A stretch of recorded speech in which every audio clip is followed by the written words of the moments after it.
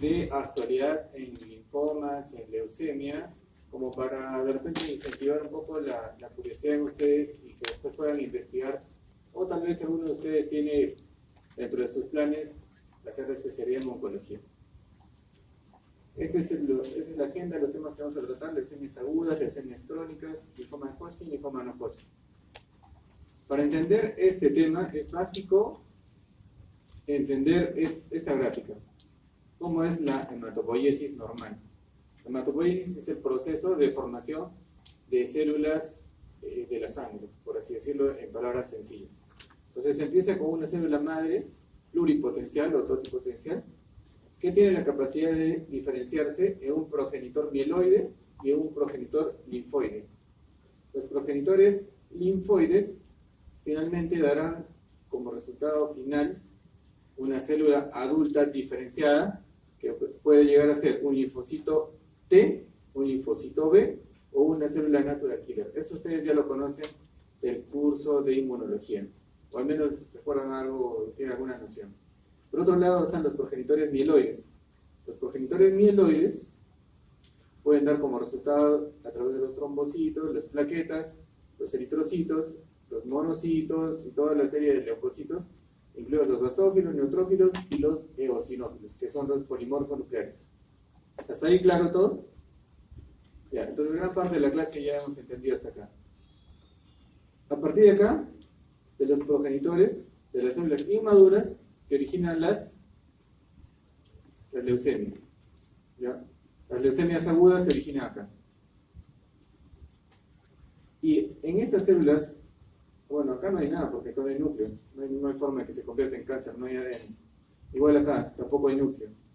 Acá los polimorfos nucleares, bueno, pueden dar algún tipo de leucemias crónicas, y sobre todo en la serie linfoide, en las células maduras, es donde se originan la mayor parte de las leucemias crónicas y los linfomas. Entonces, leucemias agudas, leucemias crónicas y linfomas. ¿Ya? Veamos entonces. Esta es una gráfica que muestra cómo es la evolución en el tiempo desde los años 70, 68, 70, cuando ninguno de nosotros había nacido todavía, y durante el tiempo cómo es que se ha ido presentando la incidencia de leucemias en general. Esa es una tabla que sale del Registro de Lima Metropolitana. Al 2012, una incidencia de 5.4 por 100.000 habitantes a 6.6 por 100.000 habitantes, más frecuente en hombres que en mujeres. Esa es la curva de mortalidad que vemos que no, felizmente no va en ascenso como la curva de incidencia. Entonces las leucemias linfáticas agudas, o mejor dicho, las leucemias agudas podemos clasificarlas a su vez en leucemias linfáticas. Recuerden la primera lámina estaban la serie mieloide, la serie linfoide, y de los linfoides había linfoides T y linfoides B. Entonces, de las células inmaduras también tienen progenitores. De los linfocitos B tienen sus progenitores, los linfocitos T tienen sus progenitores, y es ahí donde se originan las leucemias linfáticas agudas, que pueden ser de estirpe B o de estirpe T. Y hay algunas que son del fenotipo mixto, que comparten características de los dos. Entonces, esta es una lámina de sangre periférica normal, donde predominan los glóbulos rojos, por ahí uno que otro polimorfo nucleares, que es el hemograma normal. Y esta es una lámina periférica de una leucemia, donde predominan los glóbulos blancos y principalmente unas células que van a ser patognomónicas de la leucemia aguda, y son los blastos. Entonces, leucemia aguda se origina progenitores, y la célula o la marca patognomónica, el signo patognomónico de la leucemia aguda es los blastos, que pueden ser linfoblastos B o linfoblastos T, o pueden compartir ambos de ellos. Bueno, parte de la epidemiología, 1 a 5 casos por 100.000 habitantes en el mundo. La leucemia de células B representa el 2/3 de las leucemias linfáticas agudas. 3/4 de estas leucemias linfáticas agudas de células B o de linfocitos B o de progenitores de linfocitos B ocurren en menores de 6 años. Entonces, una leucemia predominantemente de adultos o de niños. La leucemia linfática aguda de células B predominantemente afecta a los niños. También ocurre en adultos y vemos con mucha frecuencia en el hospital, en el INE. ¿Cuáles son las características patológicas de esta enfermedad? Bueno, principalmente los blastos, ¿no? Y el truco está en identificar el tipo de blastos.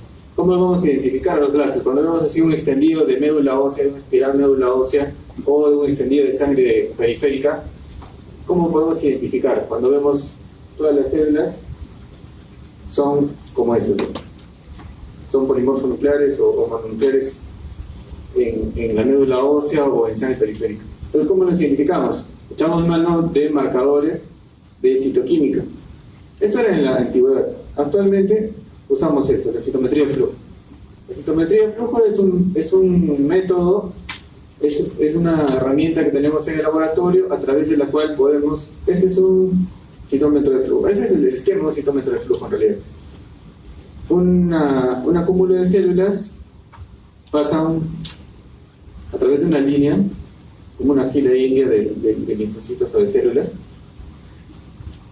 A través de esta línea de células hay un láser que va atravesando cada una de las células.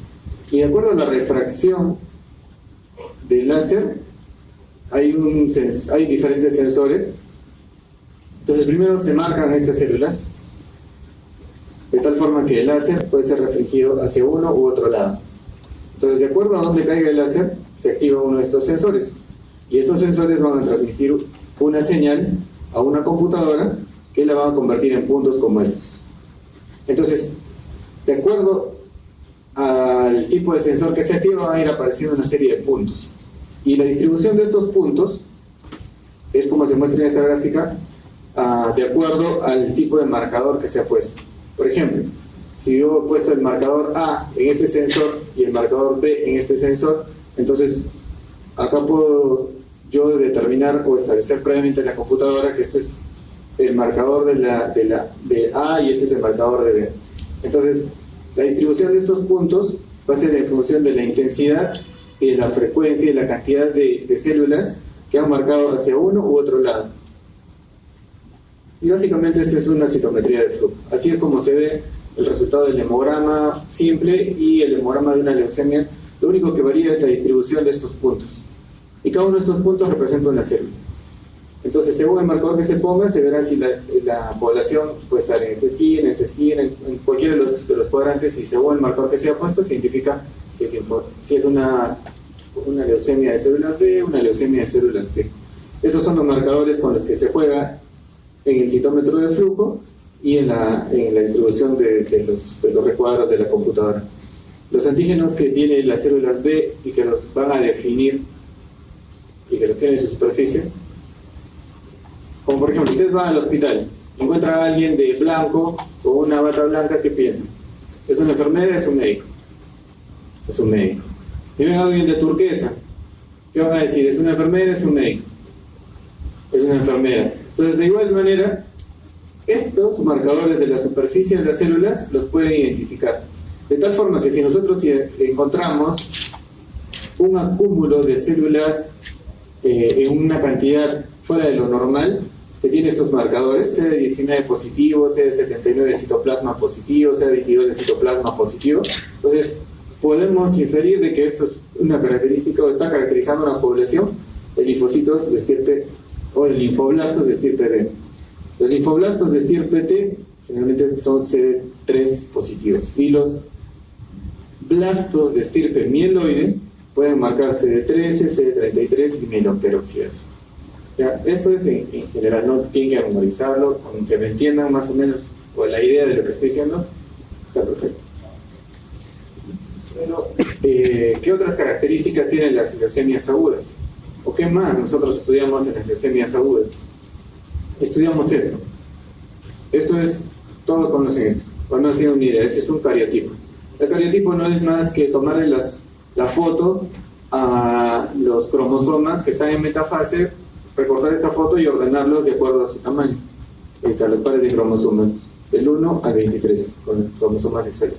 Pero en esta foto encontramos que el cromosoma 9 tiene un brazo más largo y el cromosoma 22 tiene un brazo más pequeño. ¿Qué ha ocurrido? Ha ocurrido esto. La translocación el 922. ¿Alguien sabe, recuerda o ha escuchado algo de la translocación 922? La translocación 922 es la translocación que se descubrió luego de las bombas de Hiroshima, Nagasaki.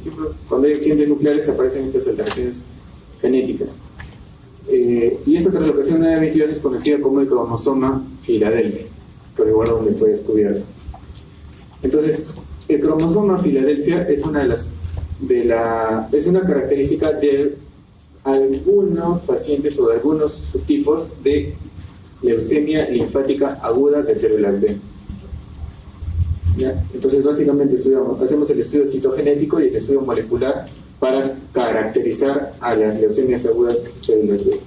Finalmente, el estudio molecular también hacemos un PCR para determinar la cantidad de transcriptos de esta translocación. No solamente decimos si tiene o no el cromosoma Filadelfia, sino en qué proporción, el 80%, el 100%, porque en el transcurso del tratamiento ese porcentaje tiene que disminuir o llegar a cero. Avancemos. Entonces ya vimos leucemia linfática aguda o leucemia linfoblástica de células B. De células T y de células B lo que diferencia son los marcadores que ya vimos hace un momento. La leucemia mieloide aguda representa el 80% de las leucemias en adultos, menos del 10% de las leucemias en niños, y la incidencia en la población en general es de 3 a 5 casos por 100.000 habitantes, la edad promedio es en 65 años y la relación hombre-mujer es 5 a 3. Entonces podemos decir que las leucemias linfáticas son más frecuentes en niños o en adultos. Las leucemias linfáticas en niños. La leucemia mieloides es más frecuente en adultos. ¿Ya?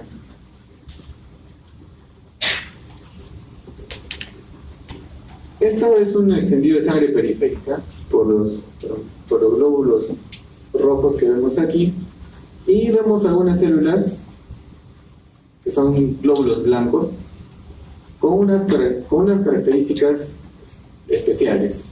Hay una característica especial de las células, los blastos mieloides. ¿Alguien sabe cómo se llama esto? Estas líneas de acá donde están apuntando las flechas.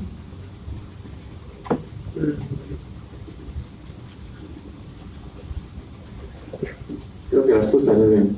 Son los cuerpos de agua y son acúmulos de fragmentos dentro de las células que les dan una peculiaridad a los blastos mieloides. Entonces, un tecnólogo o un patólogo clínico que vea un extendido de lámina periférica o una médula ósea con estas células que tienen los cuerpos de Rod-Hauer, entonces, sin hacer más estudios, probablemente ya tenga claro que eso es una leucemia mieloide aguda. Además, las leucemias mieloides agudas, como ya mencionamos, en la leucemia linfática aguda existen alteraciones genéticas, como las que mostramos aquí en esta diapositiva. La translocación 821, la inversión 16, la translocación 1517. En general, esta es de bastante buen pronóstico, pero esta específicamente, la translocación 1517, es la que caracteriza a la leucemia promielocítica aguda. La leucemia promielocítica aguda, y por eso lo he puesto aquí en azul, es una leucemia mieloide que tiene el mejor pronóstico. O sea, si alguien quiere que le dé una leucemia alguna vez, que sea la leucemia promielocítica aguda. Porque esa es la leucemia aguda que con mayor probabilidad se va a curar. El problema con las leucemias promielocíticas agudas es que cuando debutan tienen muchos problemas de coagulación. Entonces, cuando se diagnostican, tienen hemorragias, tienen petequias, equimos, sangrado digestivo, sangrado epistaxis, hasta sangrado, hemorragia cerebral puede tener. El problema es entonces, con la leucemia promielocítica aguda, es la discrasia sanguínea o el síndrome de coagulación intravascular diseminada que puede ocasionar. Esto es una emergencia oncológica. Entonces, si alguna vez ustedes escuchan leucemia promielocítica aguda, ese paciente, como sea, tiene que llegar al hospital del niño o al INEM. Si está en un hospital del Ministerio del MINSA. O si está en un hospital de salud, tiene que llegar inmediatamente, lo más rápido posible, a un hospital de mayor complejidad donde puedan ser tratados. Entonces, leucemia promielocítica aguda, piensen que es una urgencia. Realmente eso se puede curar. Es un cáncer que se puede curar, pero hay que actuar rápido. ¿Ya? Bueno, ya les analicé un poco el cuadro clínico de leucemias, epistaxis, bueno, todo tipo de hemorragias, palidez, fiebre, astenia. Mucha gente empieza con un cuadro febril, piensa que es un resfriado, que no pasa, una neumonía, está perdiendo el tiempo y dando vueltas, y al final lo último que le toma es un hemograma. Y el diagnóstico, si bien el cuadro clínico es sugestivo, el diagnóstico de leucemia aguda es con el hemograma o con el aspirado de médula ósea. ¿Y qué vamos a encontrar en el hemograma? Más allá de que si las plaquetas están en niveles tan bajos como 5.000, 3.000, 20.000 plaquetas, o los leucocitos puedan estar en 15.000, 20.000, 100.000, he visto hasta medio millón de leucocitos en un hemograma. Lo más importante es la presencia de blastos. Blastos, más del 20% es leucemia aguda. Es la definición de leucemia aguda. Entonces el cuadro clínico es sugestivo, pero el hemograma es como hacemos el diagnóstico. El tratamiento, bueno, tiene que ser referido a un hospital o a un centro de alta complejidad para poder recibir el tratamiento. Y de alta complejidad, ¿por qué? Porque son enfermedades que demandan mucho soporte transfusional. Necesitan cantidades industriales de plaquetas, de glóbulos rojos, antibióticos porque hacen infecciones severas. Y el tratamiento que actualmente utilizamos en el INEM es un protocolo que consiste en varias fases. La primera fase es la fase de inducción a la remisión. ¿Y cuál es el objetivo de esta primera fase de inducción? Es, a través de una combinación de agentes de quimioterapia, eliminar todos los blastos de la sangre y de la médula ósea. Erradicarlos. Cero. Y luego de que son erradicados los blastos de la sangre y de la médula ósea, o cuando se erradican los hechos, eso se llama remisión. Y luego de esto viene la otra fase, que es la consolidación, o remisión de consolidación. Bueno, en realidad son como 3 años de tratamiento para las leucemias agudas de tipo linfoblástico y como 4 o 5 meses de tratamiento para las leucemias de tipo mieloide aguda. Esto para que vean cuál es el pronóstico. Estas son unas... ¿Alguien sabe qué tipo de gráficos son estos? ¿Han hecho ya estadística? ¿Sí?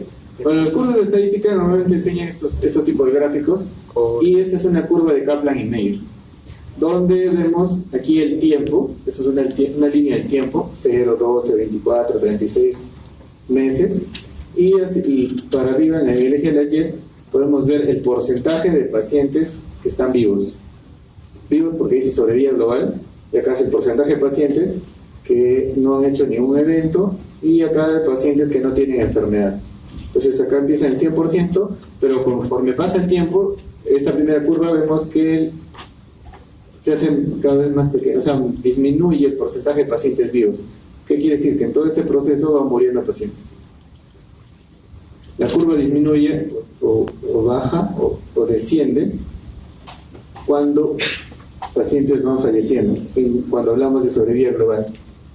Esto de repente puede verse un poco dramático, pero para tratarse de una enfermedad como la leucemia aguda, con altas tasas de mortalidad y de complicaciones, con el protocolo, con este protocolo de manejo que tenemos en el hospital, podemos lograr que a 10 años de seguimiento aproximadamente, más de la mitad de los pacientes estén vivos, y eso no es nada despreciable. En cuanto al tratamiento de leucemia mieloide aguda, básicamente 2 fármacos, no es tan complejo como el esquema de la leucemia linfática aguda, solamente son dos drogas para el tratamiento de inducción, y una de ellas que es la citarabina para la consolidación. Por eso es más corto también. Estas son las curvas de sobrevida para pacientes menores de 60 años con diferentes regímenes de tratamiento, pero en general la evolución es casi la misma, ¿no? Como que 40% a los 6 y 7 años. En conclusión, ¿qué podemos decir de leucemia aguda? Se sospechan por el cuadro clínico y se confirma con el hemograma o el aspira de médula ósea, con la presencia del más del 20% de blastos, o en sangre periférica o en médula ósea. Una vez que tenemos la sospecha o corroboramos de que se trata de una leucemia aguda, tenemos que establecer todo un plan de trabajo. Esto corresponde a hacerlo en un hospital de mayor complejidad. Todas ellas se les he mencionado. Y finalmente el tratamiento y seguimiento corresponde a hacerlo en un centro de mayor complejidad, de alta complejidad. Las leucemias crónicas se originan de células maduras, de linfocitos, o de células mieloides ya maduras, como los polimorfos nucleares. Entonces, si es que se originan en una línea linfoide, entonces nos va a dar la leucemia linfática crónica. Las leucemias crónicas son más frecuentes en adultos, en líneas generales. Esta leucemia linfática crónica representa casi la tercera parte de todas las leucemias. Es más frecuente, discretamente más frecuente en varones que en mujeres, y la incidencia va entre 3 a 6 casos por 100.000 habitantes. El cuadro clínico, lo más resaltante de las leucemias linfáticas crónicas son las adenopatías, en gallos, en el cuello, en las axilas, en la ingle. Puede haber hepatomegalia, esplenomegalia y los síntomas B. Los síntomas B que lo vamos a encontrar en las leucemias linfáticas crónicas y en los linfomas. Entonces, los síntomas B ocurren hablando de leucemia linfática crónica, entre el 5 al 10% de los pacientes. Y estos son los síntomas B: pérdida de peso de más del 10% en 6 meses, en los últimos 6 meses, temperatura más de 38 grados por 2 semanas sin haberse detectado una causa infecciosa, sudoración profusa, escalofríos, astenia o fatiga extrema. Entonces, si tienes estos síntomas, califican dentro de los síntomas B que acompañan a la leucemia linfática crónica. El cuadro clínico, además de los síntomas B, pueden haber, como ya les dije, adenopatías, hepatoesplenomegalia, lesiones en la piel, y básicamente lo que podemos ver en el laboratorio y lo que nos preocupa es ver anemia o ver trombocitopenia.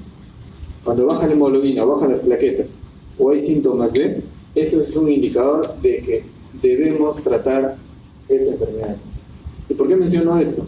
Porque no siempre se trata. Bueno, las características patológicas son los linfocitos atípicos o anormales, que pueden haber incluso en sangre periférica, pero también en médula ósea. La citometría de flujo, vemos acá este cúmulo de células que comparten esta característica de que es CD20 positivo, FLI y CD5 positivos. Ahí está, CD5 positivos, CD23, CD20 positivos. Entonces, todo este cúmulo de células corresponde a una población de leucemia linfática crónica. Otra de las características patológicas es que pueden haber algunas alteraciones genéticas, moleculares, como la lesión del cromosoma 17p. ¿Y por qué es importante esta deleción? No solamente porque está ahí en el microscopio o porque está ahí en el cariotipo, sino porque las curvas de sobrevida realmente son diferentes. Los pacientes que tienen leucemia linfática crónica con esta deleción o sin la deleción, entonces los que tienen deleción del 17p del 50% viven más tiempo en promedio que aquellos que tienen una mayor proporción de la deleción del 17p. Entonces son pacientes con peor pronóstico. Estos son los estadios o las formas de clasificar a los pacientes que tienen leucemia linfática crónica. Y acá menciono lo que les decía hace un momento: no todos requieren tratamiento. Estos de riesgo bajo, que solamente tienen linfocitosis en el hemograma o en la médula ósea y no tienen más otra alteración, pues no requieren tratamiento. Pueden estar ahí en controles con 10.000, 15.000, 20.000 leucocitos, 30.000 leucocitos y no requieren tratamiento. Pero la leucocitosis no solamente es sinónimo de infección, también puede ser una neoplasia linfoproliferativa, como las leucemias linfoblásticas agudas o la leucemia linfática crónica, que en el estadio 0 tienen solamente linfocitosis. O el estadio 1 o 2 Tienen además de linfocitosis, adenopatías, linfocitosis con hepatoesplenomegalia con o sin linfadenopatías. Estadio 3, linfocitosis con anemia. Estadio 4, linfocitosis con trombocitopenia. Esos son los estadios que generalmente, que de hecho se van a tratar. No es necesario que lo aprendan, pero les voy a dejar en las diapositivas la amplia gama de opciones de tratamiento que existen para este tipo de leucemia. Más tratamiento, más opciones de tratamiento. Y solo para mencionar una de ellas, que actualmente el tratamiento de las leucemias y los linfomas ha evolucionado enormemente. El tratamiento no solamente es quimioterapia, el tratamiento es con terapia dirigida a ciertas alteraciones que existen en estas enfermedades. Por ejemplo, esto es el receptor que está en la superficie de la célula, en la membrana de la célula. Este receptor tiene un dominio intracelular que activa toda una cascada de señalización. Finalmente termina en el núcleo estimulando vías de proliferación, supervivencia de las células que conducen a la neoplasia. Entonces, en una de estas vías está la tirosinquinasa de Bruton, tirosinquinasa de Bruton. Y hay un medicamento que es el ibrutinib, que bloquea esta tirosina quinasa y evita que el resto de la cascada se active.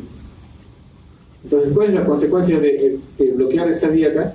Que toda la orden, la señal que envía el núcleo para proliferar, para multiplicarse, se duerme. Entonces, células que normalmente están en proliferación, las apagan. Como que apagar el motor de la proliferación, la multiplicación celular.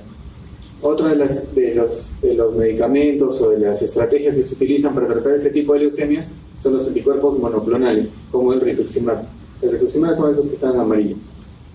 Y un anticuerpo monoclonal es precisamente exactamente eso, es un anticuerpo. Un sinónimo de los anticuerpos, las inmunoglobulinas.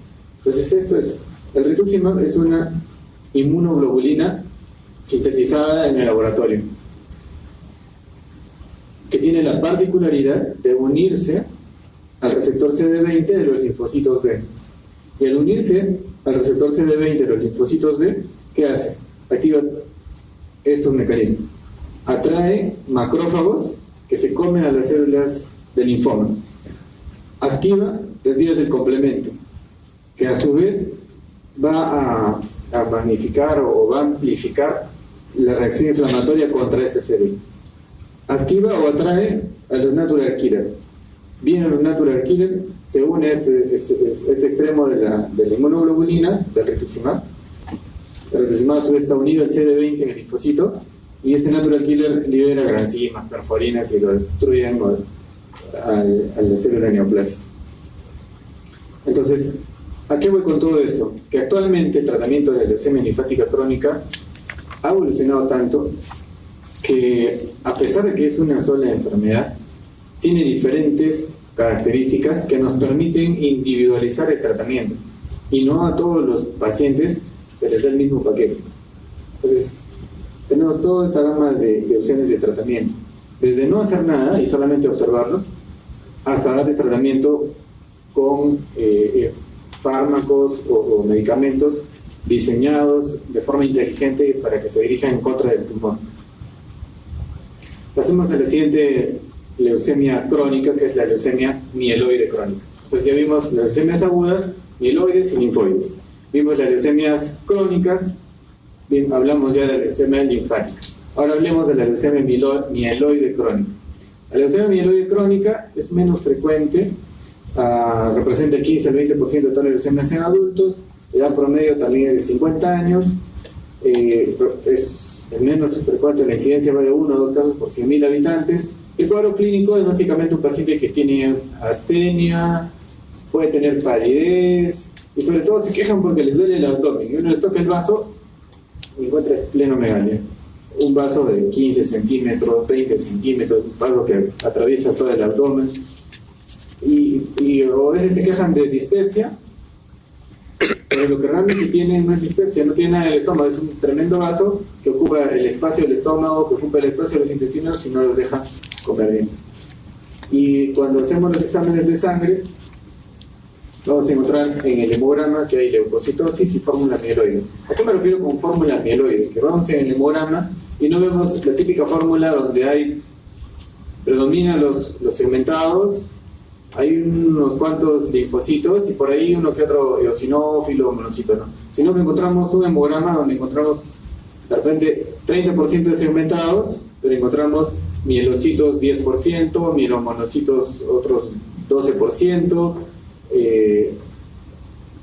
incluso blastos pueden haber, pero no en la cantidad que mencionamos para leucemias agudas, que es el 20%. Entonces, menos de 20% de blastos pueden haber en la leucemia mieloide crónica. El hepatoneumónico, así como en la leucemia linfática aguda son los blastos, en la leucemia mieloide crónica es la presencia del cromosoma Filadelfia, o la translocación 922. Entonces, un hemograma o una médula ósea que tiene todos estos elementos mieloides nos va a hacer pensar en una leucemia mieloide crónica que se confirma con la presencia del cromosoma Filadelfia. El tratamiento es estrictamente terapia dirigida. Inhibidores de tirosina quinasa. ¿Qué es la tirosina quinasa? Es el dominio intracelular del receptor que está en la superficie o receptores intracelulares que van a activar al fosforilizar a otras moléculas, a otras proteínas, y de esa forma activan vías de señalización o de proliferación intracelular. Entonces, esta batería de medicamentos, el imatinib es el más antiguo, como el que se tiene más experiencia. Luego vino dasatinib, nilotinib, bosutinib, que cada uno de ellos ha ido mejorando en eficacia al anterior. Ese es el último reporte que tenemos de eficacia de imatinib en cuanto a sobrevida global, cuando se comparó imatinib, la curva amarilla, versus quimioterapia con interferón alfa. Entonces vemos que a pesar de los años y del seguimiento que tienen, la eficacia de esta molécula de imatinib en la vida real sigue siendo superior. Entonces, de pasar de recibir tratamiento, los pacientes que eran diagnosticados con leucemia mieloide crónica hace 15 o 20 años, de recibir múltiples drogas de quimioterapia, a que actualmente solamente se les dé una pastilla todos los días por el resto de su vida, como la diabetes, como la hipertensión, y se controle esta enfermedad, esos son avances tangibles y hechos reales en oncología actualmente. El linfoma de Hodgkin, seguimos hablando de células maduras. El linfoma de Hodgkin representa el 10% de todos los linfomas de los adultos. Tiene una distribución de edad bimodal. Un pico de presentación del linfoma Hodgkin está alrededor de los 20 años. Personas jóvenes, como cualquiera de ustedes, empieza a tener ganglios en el cuello, en las axilas, y bueno, en la biopsia va a salir que es un linfoma de Hodgkin.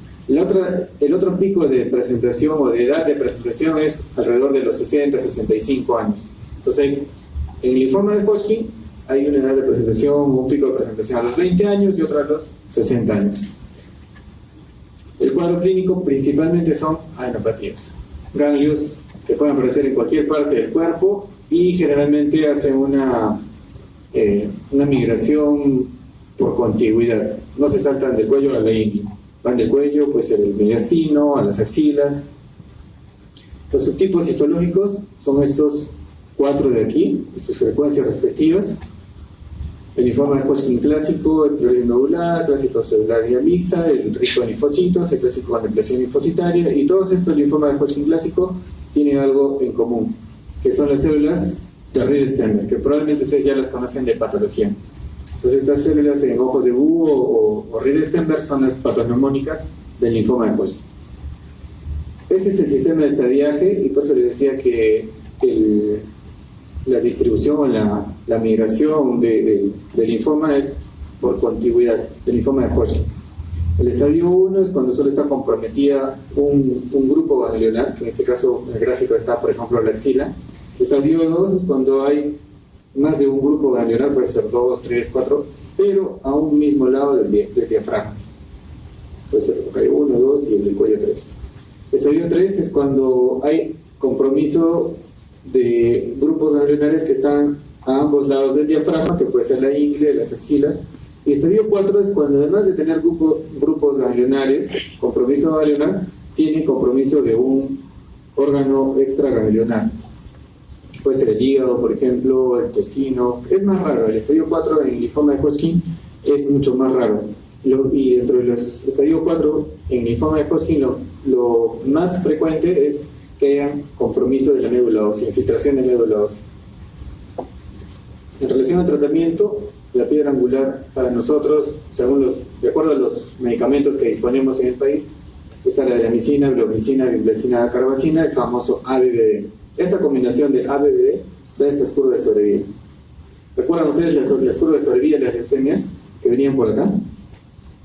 Miren ahora las curvas de sobrevida del linfoma Hodgkin. Entonces, solamente viendo estos gráficos ya pueden ver cuál es el mejor pronóstico. ¿Las leucemias agudas o la enfermedad de Hodgkin? Enfermedad de Hodgkin, ¿no? Claramente se acá. Por encima del 80% es supervivencia. Ahora, esto es un poco medio falseado porque no son todos los estadios, básicamente es el estadio 1 y 2. Pero si es un linfoma de Hodgkin, estadio 1 y 2, toda la supervivencia, incluso a 10 años, está por encima del 80%. Finalmente, el linfoma no Hodgkin, que es una enfermedad sumamente heterogénea. Y puedo decir que tal vez haya más subtipos de linfoma no Hodgkin que los alumnos que están en esta clase en este momento. Solo en Lima, entre el año 2010 y 2012, que es el último registro que tenemos del registro de casos de Lima metropolitana, se diagnosticaron alrededor de 3.000 casos nuevos. La incidencia está entre 10.4 casos por 100.000 habitantes, y el cuadro clínico es similar a la enfermedad de Hodgkin. Tiene adenopatías, pero esta enfermedad es mucho más agresiva. Puede incluso presentarse en la forma de emergencias oncológicas, como el síndrome de obstrucción de vena cava superior, porque crece un conglomerado ganglionar en el intestino que colapsa la vena cava y eso se convierte en una emergencia oncológica. No sé si harán esa clase después, pero la obstrucción de la vena cava, ¿por qué es una emergencia oncológica? Porque está obstruyendo el retorno venoso prácticamente de la mitad del cuerpo, ¿no? Las extremidades superiores, miembros superiores y el cuello, la cabeza. Puede debutar con compresión medular porque hacen masas paravertebrales que van a infiltrar las vértebras e incluso pueden llegar a comprimir la médula espinal. Pueden ocasionar obstrucción de vía aérea cuando se origina sobre todo en los órganos linfoides del anillo de Waldeyer, en la amígdala palatina, en el paladar o en la nasofaringe. Entonces, ese tipo de masas pueden obstruir la vía aérea y eso son emergencias oncológicas. Pueden producir uropatía obstructiva porque hacen masas retroperitoneales que ahogan los uréteres. Pueden también debutar con síndromes paraneoplásicos, como hipercalcemia maligna. Pero así como les dije que en linfoma no Hodgkin la variedad de subtipos histológicos es tan amplia como la cantidad de personas que hay en este salón, y puede haber linfomas tan agresivos que pueden debutar con todos estos síndromes, también hay linfomas no Hodgkin que son tan indolentes que ni siquiera necesitan tratamiento. Y así como la leucemia linfática crónica, los observamos y nada más. Y no necesitamos hacer nada más. Hay otros que incluso se pueden curar con antibióticos, como los linfomas de tipo MAL, limitados a la mucosa del estómago o a la mucosa de la conjuntiva.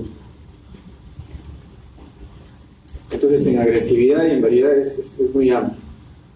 Esta es una masa retroperitoneal, por ejemplo, que tenemos una tomografía del hígado, la vesícula, el vaso está grande, es un vaso normal, los riñones, la aorta, y esta es una masa, un conglomerado de ganglios retroperitoneales, o algunos por acá, algunos ganglios, adenopatías mesentéricas. Esta es otra tomografía del tórax, donde vemos, este es el bronquio izquierdo, bronquio derecho, el esternón, la vértebra, una vértebra dorsal, los pulmones, y vemos toda esta masa o este conglomerado ganglionar en el mediastino, que pueden estar comprimiendo la vena cava, pueden comprimir, incluso pueden desplazar el corazón, pueden producir derrame pericárdico, derrame pleural, y todas las complicaciones torácicas que se pueden imaginar. Esta es una diapositiva donde podemos ver que en un ganglio, de acuerdo a los estadios de maduración de los linfocitos y a la ubicación dentro del mismo ganglio, pueden originar diferentes tipos de linfoma no Hodgkin, como un linfoma de las células del manto, un linfoma de linfocitos pequeños, que es la contraparte de la leucemia linfática crónica, un linfoma de Burkitt, un linfoma de células grandes de difuso, un linfoma folicular de la zona marginal, un linfoma de células de grande difuso activado, o finalmente cuando estas células, linfocitos B, ya alcanzan su estadio máximo de maduración, que son las células plasmáticas, las encargadas de secretar anticuerpos. Cuando estas células se vuelven neoplásicas, dan origen al mieloma múltiple, el famoso mieloma múltiple. Pero hasta acá, todas estas dan origen al linfoma no Hodgkin. Acá hay una lista de 2 columnas parecida a esta. Esta es la segunda lista. Y es lo que decimos. Todos estos son subtipos del linfoma no Hodgkin. El tratamiento es diverso, también de acuerdo al subtipo histológico y de acuerdo al estadio clínico. Esta es la curva de incidencia del linfoma no Hodgkin en el registro de Lima Metropolitana hasta el 2012, y vemos cómo desde la década del 60, 70 al 2012 cómo ha ido la incidencia.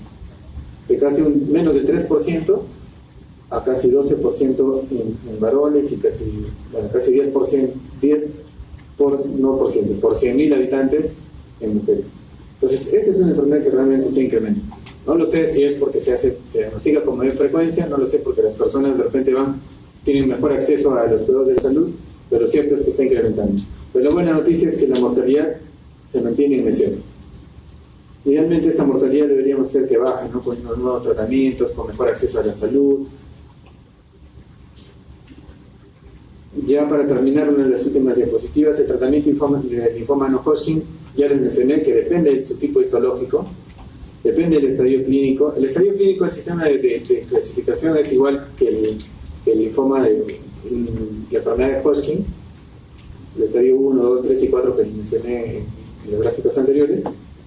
El estado del paciente, pero no es lo mismo tratar a un paciente que está con una masa de mediastino que se está ahogando a tratar a un paciente que tiene un solo ganglio de la axila. Definitivamente son cosas diferentes. La sensibilidad al tratamiento y las líneas de tratamiento. ¿A qué me refiero con las líneas de tratamiento? Y esto les menciono porque es algo que no lo van a escuchar con frecuencia, pero sea lo que ustedes hagan en el futuro, se queden como médicos generales, hagan una especialidad, van a estar en contacto con pacientes oncológicos, pacientes que están en tratamiento. ¿Qué sucede? Que un régimen de tratamiento, como en la tuberculosis, por ejemplo, existe el esquema básico del tratamiento antituberculoso. Pero si el asilo hace resistencia a uno de estos, como la isoniazida, rifampicina, ¿qué hacen los neumólogos? Diseñan toda una estrategia, una combinación de antibióticos para vencer esa resistencia. Igual es en el cáncer. Nosotros tenemos ya combinaciones de medicamentos diseñadas para tratar diferentes tipos o específicos, tratamientos, tumores específicos. Pero si eso no funciona, y el tumor no reduce o idealmente no desaparece como es el objetivo, tenemos una segunda estrategia, o hasta una tercera o una cuarta estrategia. Cada una de esas combinaciones de estrategias le decimos líneas de tratamiento. ¿Qué estrategias tenemos para tratar el linfoma no Hodgkin?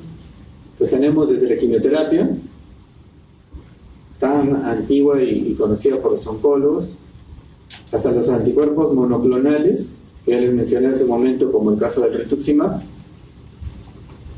Esta nueva tecnología, que son células T o linfocitos T con un receptor antígeno quimérico, que ahorita les voy a explicar de qué se trata esto, o la radioterapia. La radioterapia, que es un tratamiento dirigido, donde dirigimos radiación o electrones o fotones de energía que proviene de radiación directamente contra el tumor. Bueno, los mecanismos, eso es para ya cerrar la idea del tratamiento del linfoma no Hodgkin, ¿no? La famosa quimioterapia, donde diferentes tipos de fármacos tienen acción en las células que están en proliferación están activas en el ciclo celular. Entonces, desde los alcaloides de la vinca, agentes alquilantes, antimetabólitos, todos estos son agentes de quimioterapia y actúan en células que están activas en el ciclo celular, que están en mitosis, que están proliferando, que están sintetizando material genético. Por eso es que la quimioterapia afecta el cabello, afecta las mucosas, afecta el intestino, porque son células que están continuamente reparándose, proliferando. Ya les mencioné el caso de rituximab, que es un anticuerpo, una inmunoglobulina sintética que va dirigida contra las células que tienen el receptor CD20. Y este es el mecanismo, digamos, más moderno de tratamiento de los linfomas no Hodgkin, de algunas leucemias. Son los CAR T-cell, o células T o linfocitos T con receptor de antígeno químico. ¿En qué consiste? Al paciente, a través de una aféresis, o sea, se saca sangre y se filtra solamente linfocitos T. ¿Cómo sabemos que son linfocitos T? Porque los hemos visto que son CD3 positivos. Puede ser por una citometría de flujo, por ejemplo, o por un citómetro de flujo que está conectado al extractor de sangre del paciente. Entonces se filtran estas células en unas bolsas, células linfocitos T del paciente, y se llevan al laboratorio. Y en el laboratorio se produce la transfección del material genético a través de un retrovirus que se une, se fusiona con estos linfocitos T, les inyecta su material genético, y ese material genético les permite insertar una secuencia de aminoácidos que van a formar parte del receptor que está en la superficie del linfocito T.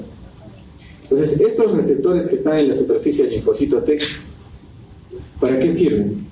Sirve para unirse a otra célula o a una bacteria o a un tumor o a un parásito o lo que sea.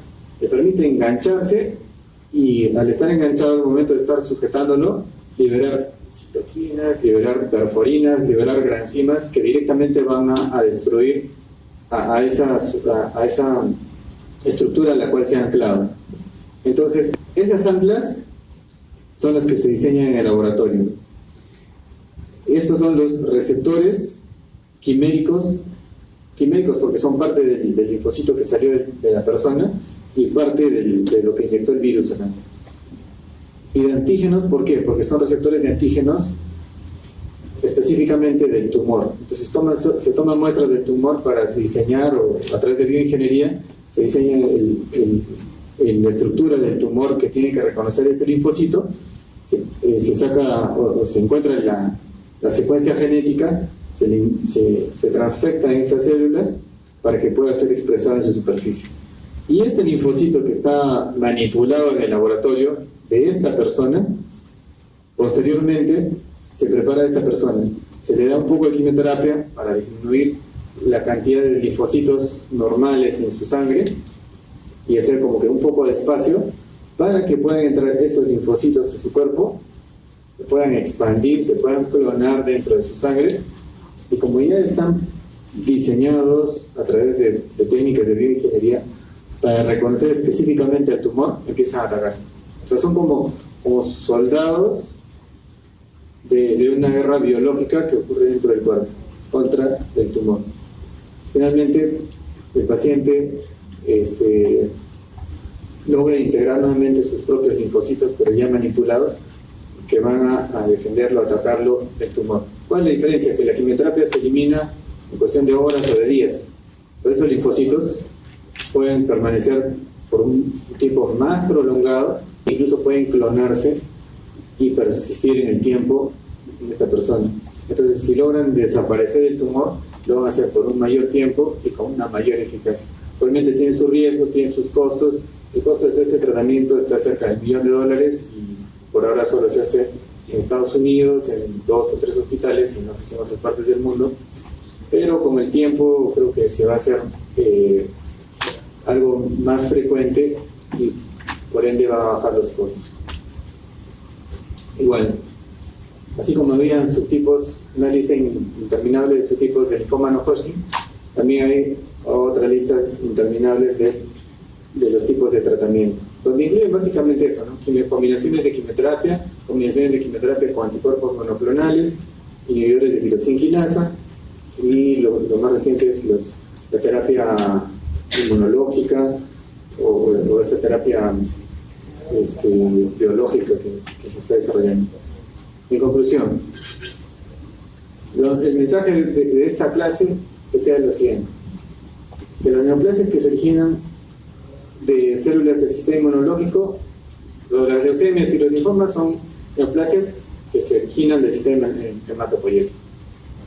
Si se originan en una etapa donde las células están inmaduras o en progenitores hematopoyéticos, ¿cómo se llama? Leucemias agudas. Si se originan en células en estadios de maduración más avanzados o células maduras, ¿cómo se llaman?